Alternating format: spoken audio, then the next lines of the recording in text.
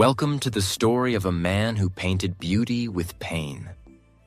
A man who turned loneliness into light, who gave the world over 2,000 paintings, but died believing he was a failure. He never saw fame. He never felt success. He was rejected, misunderstood, and left alone in silence. But he never stopped painting. He painted until the very end, not for money, not for fame, but because his soul was screaming for color. This is not just a story about art. It's a story about what happens when the world doesn't understand you, and you keep creating anyway. It's about finding meaning inside madness, about how pain can be powerful, and how beauty can survive even if the artist does not. Vincent Van Gogh's life was full of struggle. But from that struggle came some of the most powerful, emotional, and unforgettable paintings in human history. He didn't paint what he saw, he painted what he felt. And that's what made him immortal. So get ready for a story that will touch your heart, break it, and rebuild it again with every brushstroke. And yes, this video is also great for your English. As you listen, you will hear real emotional English used in the most powerful way. It will help you understand deep vocabulary, practice listening, and feel every word. So sit back, turn the lights down, and let me tell you the story of Vincent van Gogh, the man who painted his pain. Part 1. A Quiet Boy in a Cold World, 1853 to 1873. Let us begin. Not with paintings, not with colors, but with silence. Because Vincent van Gogh's story begins in silence. He was born on March 30th, 1853, in a small village called Zundert in the Netherlands. The weather was often gray, the fields were flat, the winds were cold. But the silence wasn't just outside. It lived inside him. Here's something most people don't know. Vincent was born exactly 1 year after his parents' first son died. A baby also named Vincent. That child had died during birth. So when the second Vincent was born, they gave him the same name, the same birthday, the same place. Can you imagine growing up with your own name already written on a grave? Every time he walked to church, he passed a tombstone with his name on it. It said, Vincent van Gogh, born March 30th, 1852. Died March 30th, 1852. He was born into grief, not joy. He didn't just carry his name. He carried the ghost of a brother he never knew. Vincent's father was a Protestant pastor, strict and cold. His mother was serious, focused, and deeply religious. Vincent was not playful. He was not easy to raise. He was sensitive, quiet, and different. He liked to walk alone in fields. He stared at flowers for hours. He talked more with nature than with people. Other children didn't understand him. Teachers didn't understand him. Even his parents didn't understand him. But he had one light in his life. His younger brother, Theo van Gogh. Theo was kind, gentle, and always listened. He believed in Vincent, even when no one else did. This bond between two brothers would become one of the most important relationships in art history. Without Theo, there would be no Vincent. And that's not a metaphor. That's a fact. But as a child, Vincent didn't dream of being a painter. He didn't believe he was good at anything. At 11, his parents sent him to a boarding school. He hated it. He was bullied. He wrote letters home begging to come back. But his father said, "You must become a man." Vincent obeyed. He always tried to be what others expected. He wanted to please his father. He wanted to be useful. He wanted to matter. But no matter how hard he tried, he always felt like a failure. At 16, Vincent began working for an art dealership called Goupil and Cie. His uncle helped him get the job. He was sent to The Hague, later to London, and then to Paris. For the first time, Vincent touched art every day, but not by painting it. He sold it. And for a short time, he was happy. He walked through the streets of London with a book in his coat pocket. He fell in love with a woman named Ursula, the daughter of his landlady. He dreamed of marrying her. He told her how he felt. She laughed. She said she was already engaged. Vincent's heart shattered. He didn't understand. He thought love would come if you were honest. But the world wasn't fair. The world didn't care. That rejection hit him hard. And it stayed. After that, Vincent's behavior changed. He became serious, strange, obsessed with religion. He stopped caring about selling art. He stopped talking to customers. He began quoting Bible verses at work. Soon he was fired, but he wasn't angry. He thought, maybe this is a sign. So he decided to become a preacher like his father. He went to Belgium and started preaching in coal mines, living with the poor, wearing rags, giving away everything.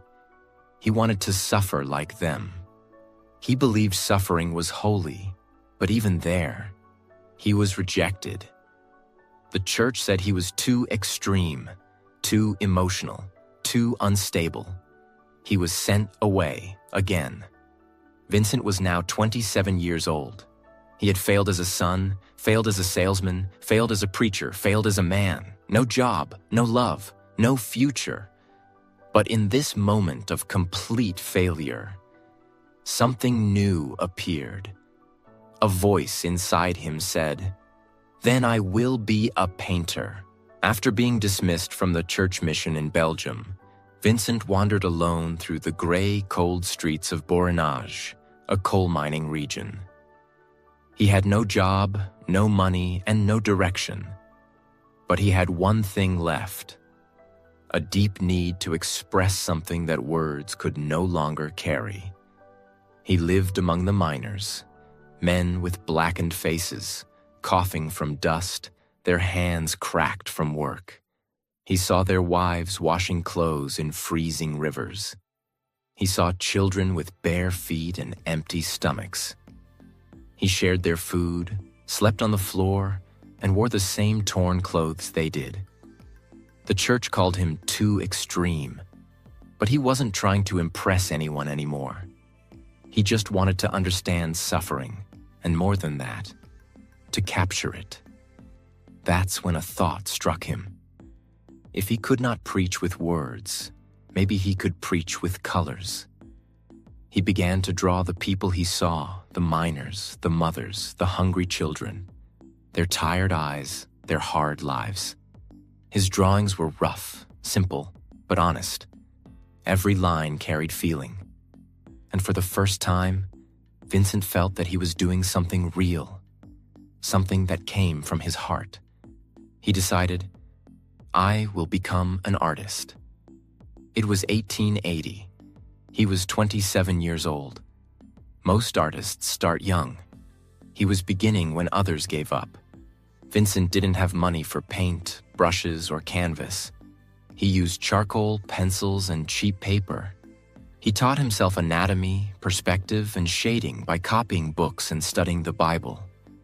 He studied nature, the way light touched the fields, the way shadows moved across faces. He believed that to paint life, you must first live it. His first real mentor was his cousin by marriage, Anton Mauve, a professional painter in The Hague. Mauve helped him learn how to mix oil paints and prepare canvases. Vincent respected him deeply, but his relationship with him also became complicated, just like most relationships in his life. Because Vincent wasn't easy to handle. He was emotional, impatient, and obsessive. He could work for days without eating, then collapse from exhaustion. He wanted every painting to be perfect, not in technique, but in truth. Mauve once told him, "You have talent, Vincent, but you must learn to control your emotions."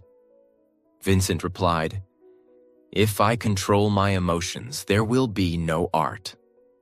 That was his truth. During his time in The Hague, Vincent met a woman named Clasina Maria Hornick, known as CN. She was a poor woman. She had been a seamstress, a prostitute, and a single mother of a small daughter. Most people looked down on her, but Vincent saw something different. He saw human pain, and he wanted to protect her. He invited Cyan and her daughter to live with him. He gave them food, a bed, and his care. He painted her many times, sometimes holding her child, sometimes sitting alone, sometimes sewing quietly by the window. For Vincent, it wasn't just love. It was compassion. He wanted to show that even the poorest people deserve dignity and beauty. But society didn't understand. His family was horrified. They said she was a disgrace. His father called the relationship sinful. Even his mentor Mauve stopped speaking to him. Vincent defended Cyan fiercely, but deep inside he was breaking again. After 2 years, the pressure became too heavy. He had no money, no support, and too much emotional weight. He left her. It destroyed him. But he also knew he couldn't help her if he couldn't even help himself. This heartbreak bled into his art. You can see it in his early paintings, filled with dark browns, blacks, and deep grays. They were heavy, sad, but full of truth. After leaving The Hague, Vincent returned to live with his parents in the Dutch village of Nieuwenen. He set up a small studio in their house and began painting the peasants and workers who lived nearby. His father still didn't believe in him. He thought painting was a childish dream. But Vincent worked harder than ever. He would wake up before dawn, walk for hours across the countryside, and study the faces of farmers and women working in the fields. He didn't want to paint rich people or pretty scenes. He wanted to paint reality, the sweat, the dust, the rough hands that fed the nation. In 1885, after 5 years of self-teaching and endless practice, Vincent created what he considered his first real masterpiece, The Potato Eaters. It shows a poor family sitting around a dimly lit table, eating potatoes with their hands. Their faces are rough, their skin is dark, their expressions tired. But there is warmth in their togetherness. Vincent said, "I wanted to show that these people have earned their food honestly. They have tilled the earth themselves." The painting was earthy, real, emotional, exactly what he wanted. But the art critics hated it. They called it ugly, unrefined, and poorly painted. Vincent was crushed, but not broken. He wrote to his brother Theo, "I would rather paint one honest face full of wrinkles than 100 smooth ones full of lies." That one sentence shows the essence of Van Gogh, a man who cared more about truth than perfection. Throughout these years, Vincent wrote hundreds of letters to his brother Theo. These letters are among the most beautiful ever written, full of emotions, dreams, doubts, and gratitude. Theo wasn't just his brother. He was his best friend, emotional support, and financial lifeline. Theo worked as an art dealer in Paris and sent Vincent small amounts of money every month so he could continue painting. In return, Vincent sent him paintings, sketches, and letters describing every feeling he had. He wrote about the way sunlight changed the colors of fields, about his loneliness, his anger, his love for art, and his fear of failure. It's because of these letters that today, we know exactly how Van Gogh thought and felt.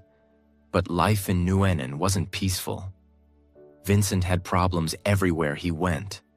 The villagers didn't like him. They thought he was strange. He often painted women in fields or inside cottages, and people spread rumors about him. His relationship with his father became worse every day.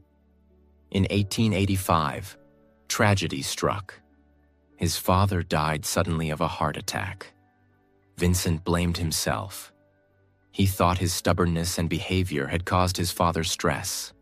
He felt enormous guilt, but he expressed it not with tears, but with color.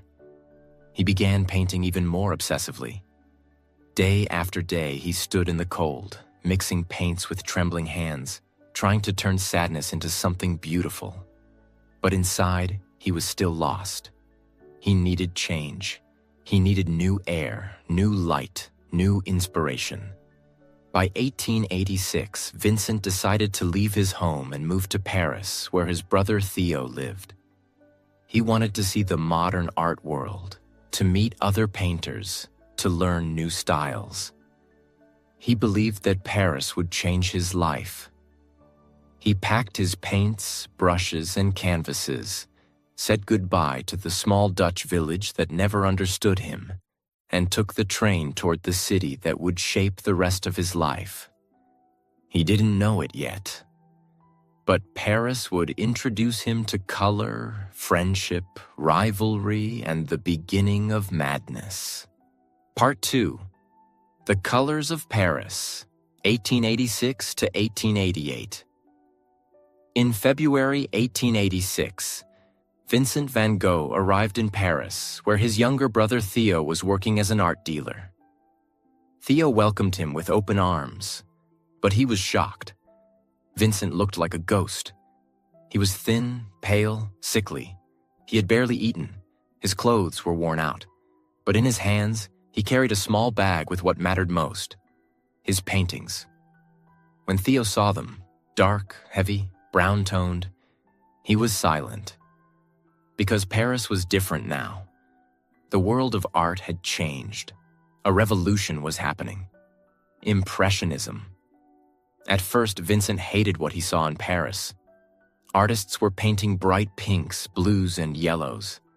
They weren't focused on deep emotion or suffering. They were painting the beauty of the moment. He thought it was shallow, too easy, too happy. But then, something happened. He saw the works of Claude Monet, Edouard Manet, and Camille Pissarro, and his heart began to change. He saw how they painted light, not just objects. He saw how colors could sing, how shadows could glow, and how a painting could feel alive without being dark. He studied them quietly. He didn't copy. He absorbed. Slowly, his own work began to change completely. Instead of browns and blacks, he began using oranges, blues, greens, purples, and golds. He stopped painting peasants and started painting city streets, bridges, flowers, cafes, and self-portraits. In just 2 years, his style transformed so much that even Theo couldn't believe it. He began painting with faster strokes, using thick layers of paint called impasto, creating texture, movement, and emotion in every brushstroke. He painted what he felt, not what he saw. His self-portraits became a mirror of his emotions. In one, his eyes look calm. In another, full of fire. In some, he looks like he hasn't slept in days. Because he hadn't. He worked constantly. Sometimes he painted 3 to 4 canvases a day. He barely ate, barely rested. He drank coffee and smoked constantly, just to keep going. Vincent once said, "I put my heart and soul into my work, and I lose my mind in the process." And that's exactly what was happening. Paris wasn't just about color. It was about connection. Theo introduced Vincent to a new world of artists, many who were not yet famous but would become legends in the future. He met Paul Gauguin, intense, proud, and mysterious.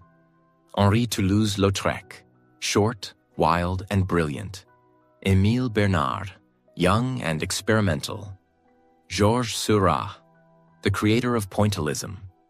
They all debated, argued, drank, and painted together. They sat in cafes, smoked cigarettes, discussed truth, beauty, light, religion, madness, and technique. But even here, Vincent struggled. He had strong opinions. He was emotional, direct, and often rude. He spoke honestly, but sometimes his honesty hurt people. Some artists loved him, others avoided him. He didn't belong to any group. He was too intense, too much of a storm in a quiet room. But they all respected one thing. His passion was unstoppable. Even if they thought he was strange, they knew he was real. He wasn't chasing fame. He was chasing truth. During this time, Theo played a silent, heroic role. He paid for everything.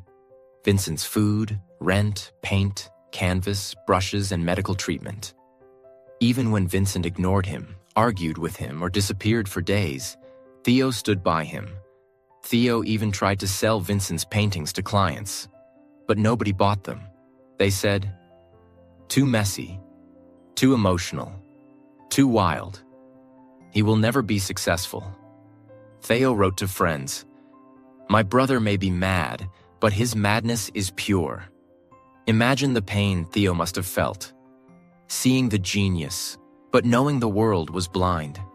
As Vincent painted brighter colors, his soul grew darker. He became more isolated, more anxious, more obsessed. He drank heavily, mostly absinthe, a strong and dangerous alcohol. He barely ate. He worked all night, slept all day. He wrote hundreds of letters to Theo, filled with hope and despair in the same sentence. He was now 35 years old. He had no wife, no children, no fame, no peace. Only art, loneliness, and Theo. He started having hallucinations, hearing voices, and falling into deep depressions. But even as his mind broke, his paintings exploded with energy. By 1888, after 2 intense years, Vincent couldn't take Paris anymore. The noise, the chaos, the competition. It was too much. He needed quiet, sunlight, and space to breathe. So he packed his things, dozens of canvases, hundreds of brushes and paints, and left Paris. His destination, Arles, a small town in the south of France. A place of bright sun, yellow fields, olive trees, and blue skies. Vincent believed that in Arles, he would finally build his dream. A house where artists could live and paint together. He called it the Yellow House. He wanted to create an art family, a brotherhood. He believed that art was more powerful when shared. He didn't know it then, but Arles would be the most beautiful, the most creative, and also the most tragic chapter of his life. He arrived in Arles, a small town in the south of France, in February 1888. The streets were quiet. The sun was warm. The skies were clear. The fields stretched golden into the distance. This was the opposite of everything he had known. And for a moment, he felt peace. Vincent rented a small home at 2 Place Lamartine, a modest house with pale yellow walls. He painted the walls himself. He filled the rooms with his own paintings. He placed his easel by the window to catch the light. He called it the Yellow House. But it was more than just a home. It was a dream. His dream. He wanted this to become a place where artists could live together, paint together, share meals, argue about philosophy, and build a new kind of art movement, full of emotion and truth. This was going to be his artist's paradise. A new beginning, a family of colors. In the first few months, Vincent painted like a man possessed. He was overwhelmed by the light, the colors, the movement of the South. He began experimenting with bright yellows, fiery oranges, emerald greens, and soft purples. He painted the fields and wheat bending in the wind, the stone bridges warm from the sun, the night sky filled with swirling stars, his bedroom small and simple, filled with blue peace, the chairs, the boots, the coffee cups, every detail of life turned into emotion. But most famously, he painted sunflowers. A simple flower, but under Vincent's hand, it became something holy. The petals glowed, the stems leaned with movement, the colors shouted without words. He painted 7 versions of the sunflowers, each one different. Some full of life, some dying, some open, some closed. Because that's what he believed. Even dying flowers are beautiful. He once wrote, "The sunflower is mine, in a way." And he was right. Nobody had ever painted them like that before. And nobody ever would again. While Vincent painted day and night in Arles, Theo continued to support him from Paris. Money was tight. Critics still ignored Vincent. Paintings didn't sell. But Theo believed in his brother and wanted to help him build his artist community. So Theo wrote to another painter, a man named Paul Gauguin. Gauguin was proud, bold, confident, and very talented. He had lived in the Caribbean, painted with fire, and wanted to escape the cold art world of Paris. Theo offered him a deal. "Come live with my brother in Arles. Paint with him. I'll pay for your journey," and support Gauguin agreed. In October 1888, Paul Gauguin arrived in Arles. Vincent was excited, more than excited. He had spent months preparing the yellow house, painting new canvases, arranging the furniture, even decorating Gauguin's room with sunflowers. To Vincent, Gauguin wasn't just a guest. He was the beginning of the family he had always dreamed of. For a short while, it was magical. The 2 men painted side by side. They walked through fields together, debated art, painted portraits of each other, drank wine, and worked late into the night. But underneath the surface, trouble was growing. Vincent and Gauguin were very different people. Vincent was emotional, sensitive, fragile. Gauguin was tough, proud, distant. Vincent wanted to share ideas. Gauguin wanted to be the leader. Vincent saw painting as a way to show love. Gauguin saw it as a way to show power. Their arguments became louder, their moods darker. Vincent became paranoid. He feared Gauguin would abandon him, like everyone else had. But he also loved Gauguin like a brother. He admired him. He wanted to be understood by him. That mix of love and fear made everything dangerous. On December 23rd, 1888, the storm broke. That night, nobody knows exactly what happened, but the results were unforgettable. Vincent and Gauguin had a violent argument. Some say it was about art. Some say it was about money. Some say it was about love. Even jealousy. Gauguin left the yellow house, walking away into the night. Vincent, heartbroken and alone, collapsed. Then, in a moment of pure emotional and mental breakdown, Vincent took a razor and cut off his own left ear. Not a scratch, not a cut. He sliced off the whole ear. He then wrapped it in cloth, walked down the street to a nearby brothel, and handed it to a woman named Rachel, saying, "Keep this carefully." Then he collapsed from blood loss and shock. He was found the next morning, barely alive, and taken to the hospital. News spread across Arles. The mad painter has mutilated himself. Gauguin left immediately. He never returned. The yellow house, Vincent's dream of community, was shattered. Vincent stayed in the hospital for weeks. He was diagnosed with acute mania with generalized delirium. In today's words, That might mean bipolar disorder, schizophrenia, or severe depression with psychosis. But in 1888, no one truly understood. The town of Arles now feared him. They signed a petition saying he should be locked up. He was no longer the artist. He was the madman. But even in the hospital, he painted. He painted the doctors, the walls, the patients, the gardens. He painted with his bandaged head, trembling hands, and a broken spirit. Because he didn't know how to survive without art. During this period, he wrote some of his most emotional letters to Theo. He apologized. He cried on paper. He begged for forgiveness. He tried to explain the storm in his mind, but even he didn't understand it. He wrote, "I am not mad, or at least not always, but sometimes the darkness is louder than the light."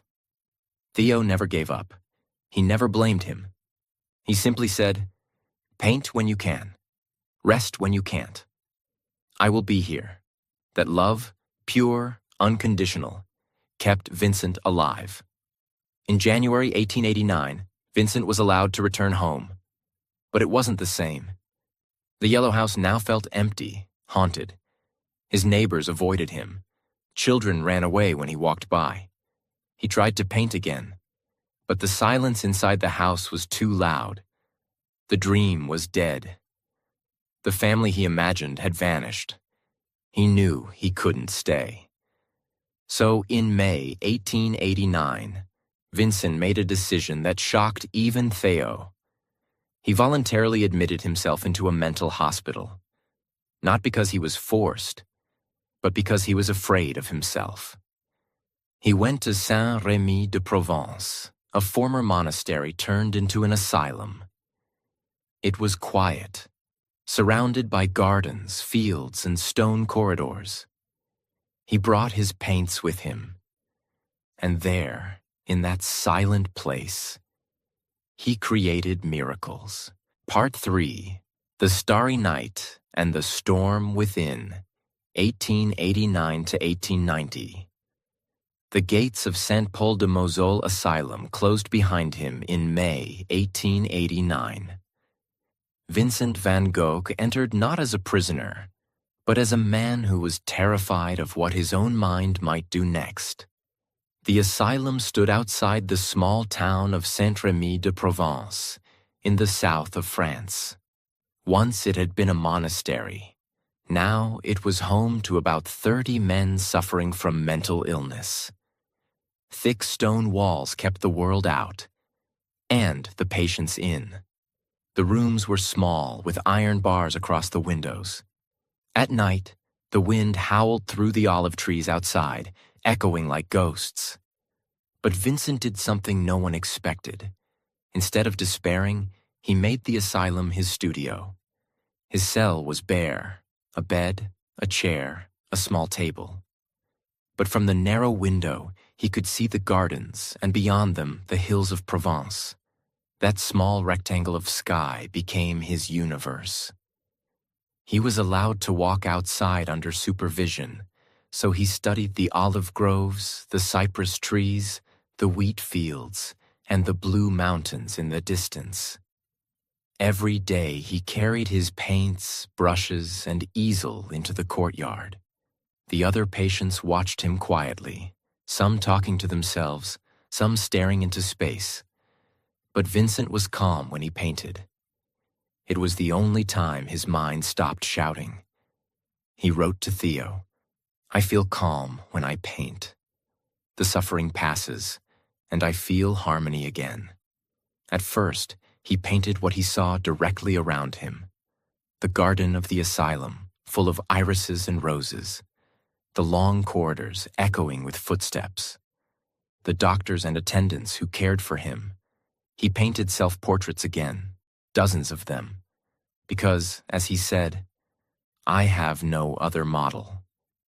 In each portrait, his expression changed, sometimes weary, sometimes fierce, sometimes peaceful, sometimes afraid. He was recording his soul, not his face. He painted the irises with purple petals twisting in every direction, alive and wild. He painted olive trees that seemed to dance in the wind, their branches curling like flames. He painted the cypresses, tall and dark, reaching toward heaven like black fire. Those paintings weren't quiet landscapes. They were his inner storms made visible. One night, unable to sleep, Vincent looked out of his barred window. The sky was alive, not flat or still, but moving. The stars seemed to spin and pulse. The moon glowed like a lantern, and the wind made the trees sway like waves in an ocean of air. He stared for hours. Then he turned to his canvas. What he painted that night became one of the most famous images in the world. The starry night. It wasn't a realistic sky. It was the sky as Vincent felt it. The energy, the motion, the fire behind the calm. He used thick swirls of blue and white, golden stars bursting like suns, a crescent moon, a dark cypress rising like a question, and below it all, a small, silent village asleep under the cosmic storm. In the painting, the stars seem alive, and the earth seems still. Exactly how Vincent felt inside. His mind was chaos. The world outside was peace. So he reversed them. He wrote to Theo. Why, I ask myself, shouldn't the shining dots of the sky be as accessible as the black dots on the map of France? Just as we take the train to go to Tarascon or Rouen, we take death to go to a star. That one line shows how he thought, not with despair, but with wonder. Even when his life was breaking, he still believed in light. But the peace never lasted. There were days when he couldn't paint at all. He had violent seizures, what doctors called epileptic fits. He would collapse, shake, and wake up confused. Sometimes he tore his own clothes, screamed, or refused to eat. He was haunted by voices, by nightmares, by loneliness. Yet even after each episode, he went back to work. He didn't destroy his madness. He painted through it.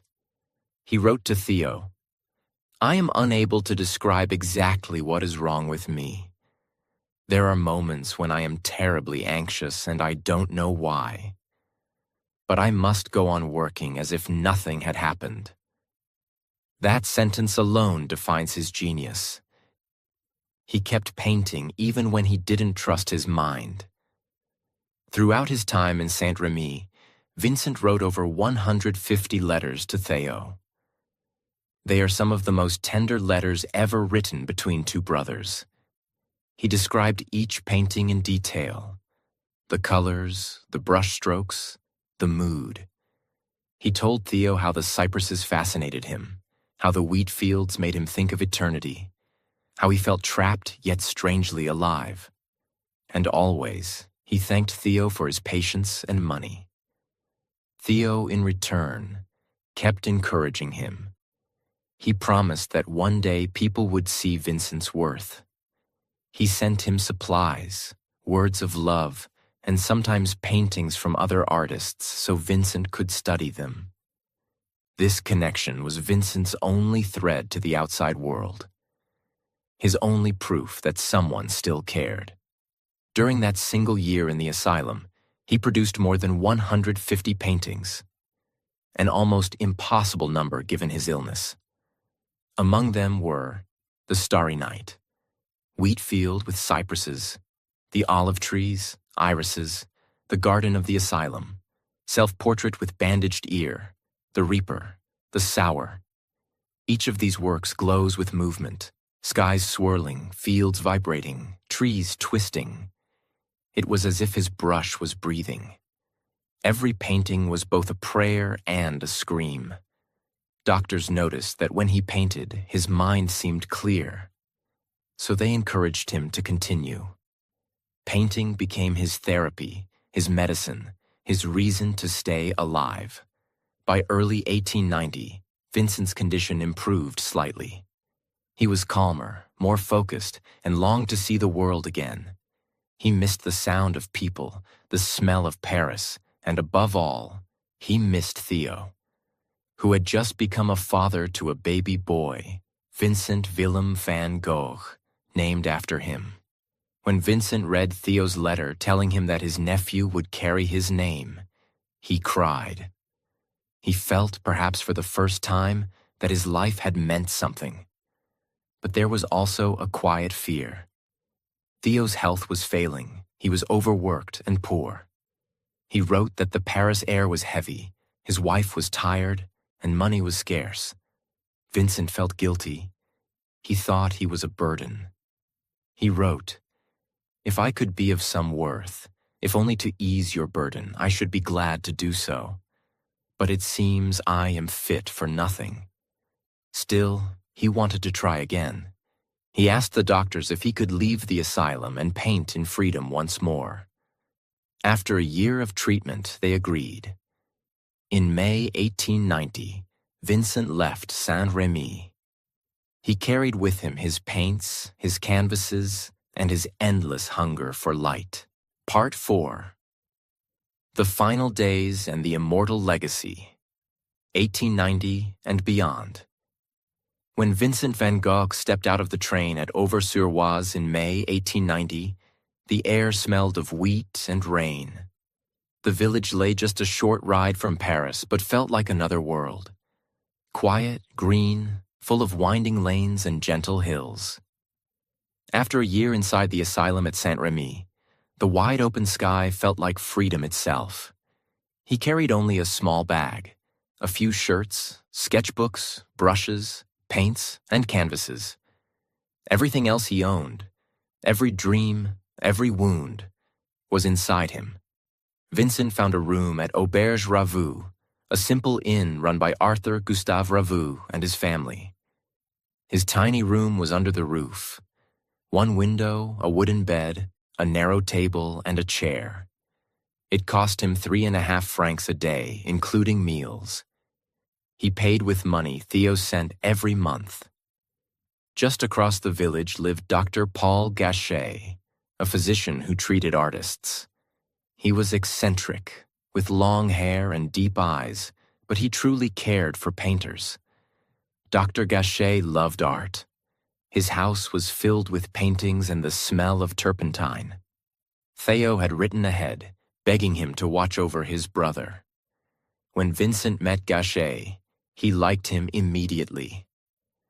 "He is as ill and as nervous as I am," he joked in a letter. "But at least he is a friend." Gachet encouraged him to paint the gardens, the roofs, the wheat fields, anything that calmed his mind. Those last weeks were a storm of creation. In barely 70 days, Vincent produced more than 70 paintings, almost one every day. He painted with fury and peace at the same time, as if racing against something invisible. He painted the church at Auvers, rising like a blue shadow against the sky. Wheat field with crows, where the yellow earth meets a dark, stormy horizon.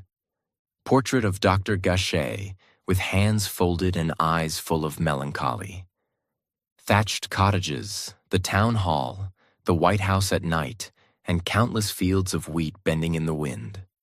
Locals often stopped to watch him work. They saw a man with fiery red hair, straw hat, and a worn blue coat, standing for hours under the sun.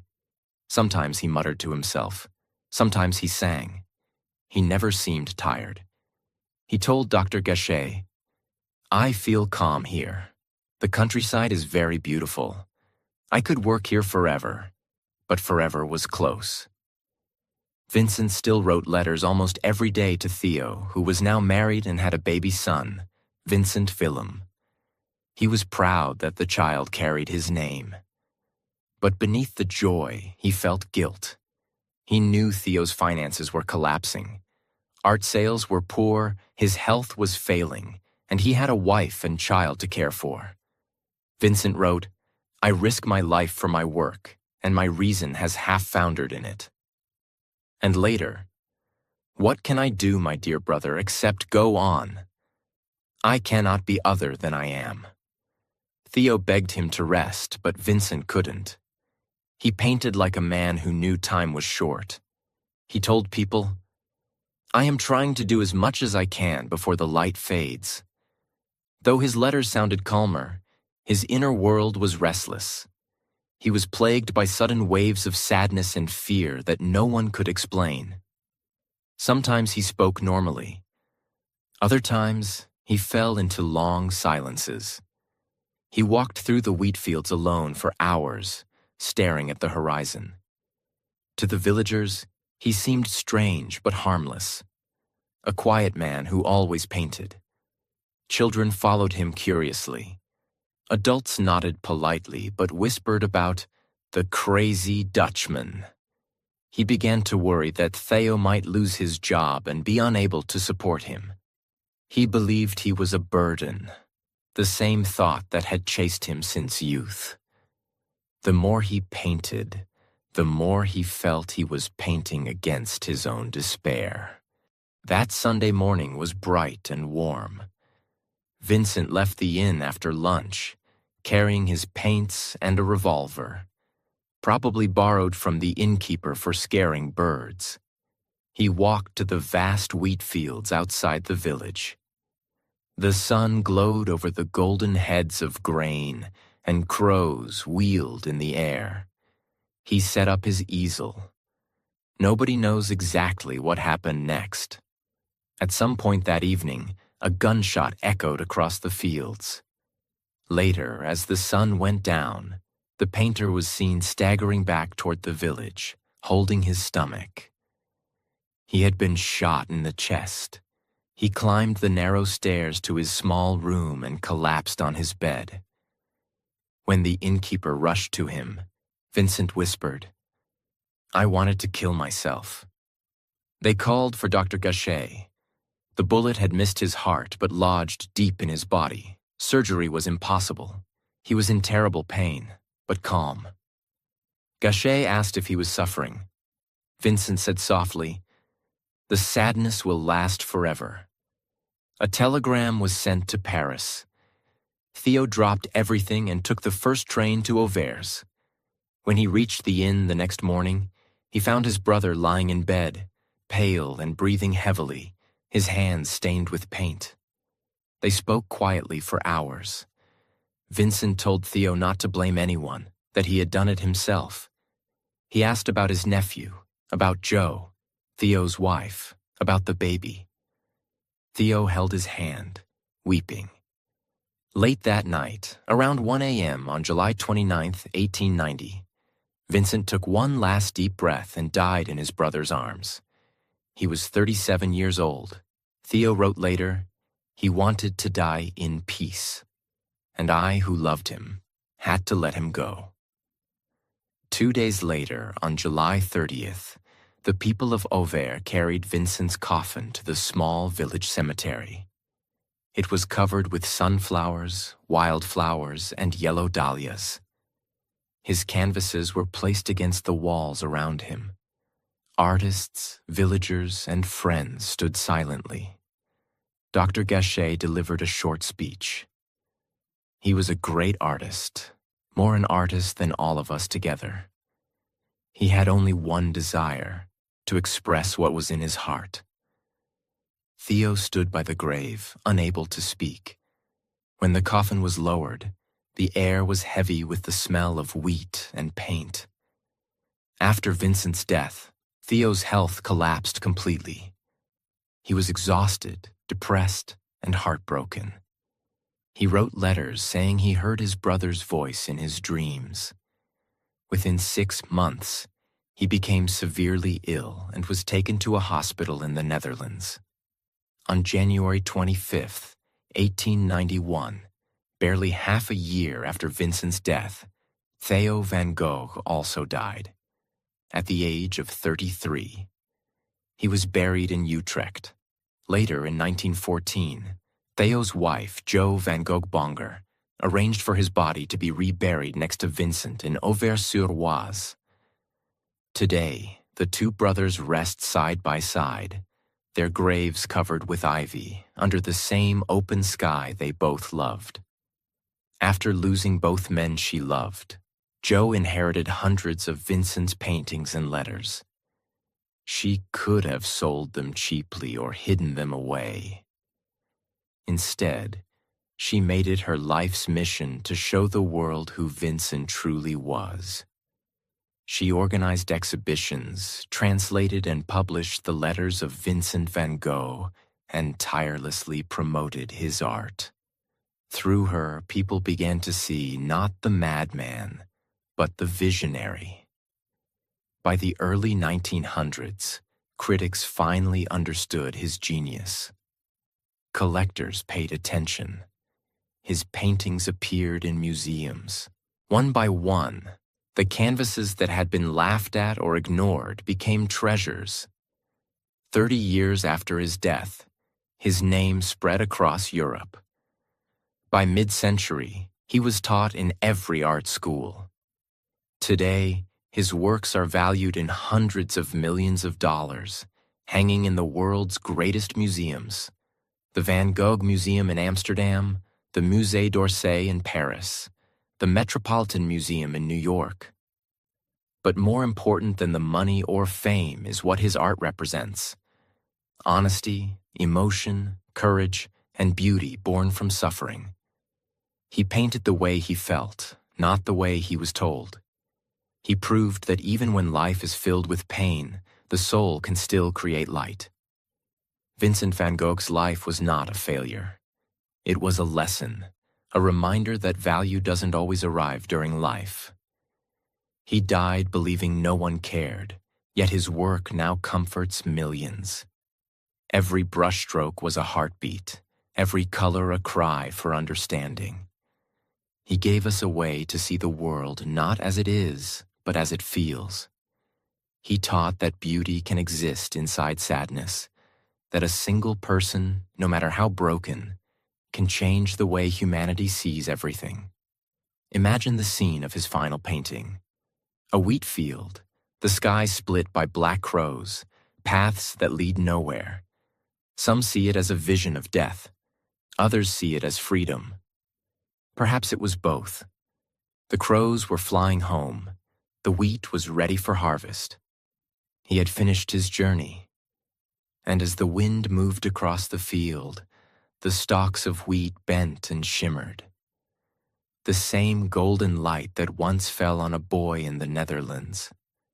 The same light that filled the walls of a yellow house. The same light that still glows from every painting he left behind. More than a century later, people still stand before his paintings and cry. They see themselves, their loneliness, their hopes, their storms. They realize that genius is not perfection. It is truth expressed with heart. Vincent van Gogh lived poor, sick, and unseen, but he taught the world that to feel deeply is not a weakness. It is art, and that is why his name will never fade. He did not just paint Starry Night. He painted what it feels like to be alive. Vincent van Gogh never gave up, even when the world gave up on him.